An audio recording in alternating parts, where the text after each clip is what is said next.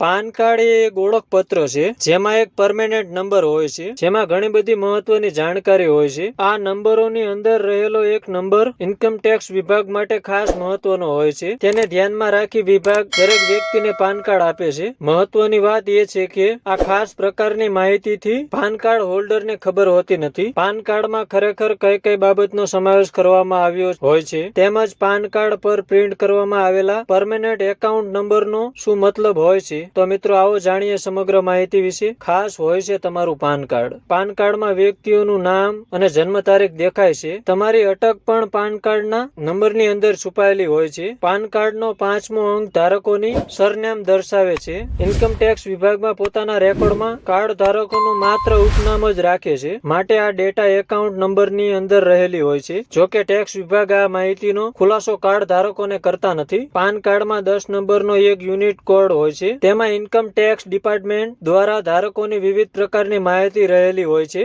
જેમાં tax payment થી લઈને ક્રેડિટ કાર્ડથી થતી દરેક લેવડ દેવડની જાણકારી ઇન્કમ ટેક્સ ડિપાર્ટમેન્ટ પાસે પહોંચી જતી હોય છે. સરકાર આજે વર્તમાન સમયમાં લગભગ દરેક પ્રોસેસ ડિજિટલ કરી ચૂકી છે, જેમાં ઓનલાઈન ઘરે બેઠા કરી શકાય છે. તો મિત્રો તમને એ પણ જણાવી દઈએ 10 નંબરનો અર્થ શું થાય. આ પાન કાર્ડ નંબરનો અર્થ શું થાય તે પણ જણાવી દઈએ મિત્રો. પાન કાર્ડ નંબર પર પ્રથમ 3 અંક અંગ્રેજી અક્ષરો છે. તમારા પાન કાર્ડમાં AAA થી ZZZ સુધીના કોઈ પણ અક્ષરો હોઈ શકે છે, જે આવકવેરા વિભાગ નક્કી કરે છે કે આ 3 અંકોમાંથી કયો અંક તમારા પાન કાર્ડમાં હશે. પાન કાર્ડનો ચોથો અક્ષર પણ અંગ્રેજીમાં જ છે અને તે આવકવેરાના દાતાની સ્થિતિ દર્શાવે છે. અહીં આમાંથી કોઈ પણ અક્ષર હોઈ શકે છે. ચોથો અક્ષર જણાવે છે કે કાર્ડ ધારકોને કોણ છે. જો તમારા કાર્ડમાં આ મુજબ અક્ષરો હોય તો સમજી જાવ તમારા હાથમાં કયું કાર્ડ છે. P વ્યક્તિ માટે, C કંપની માટે, H હિન્દુ અવિભાજિત પરિવાર માટે, A લોકોના જૂથ માટે, B for body of individual માટે,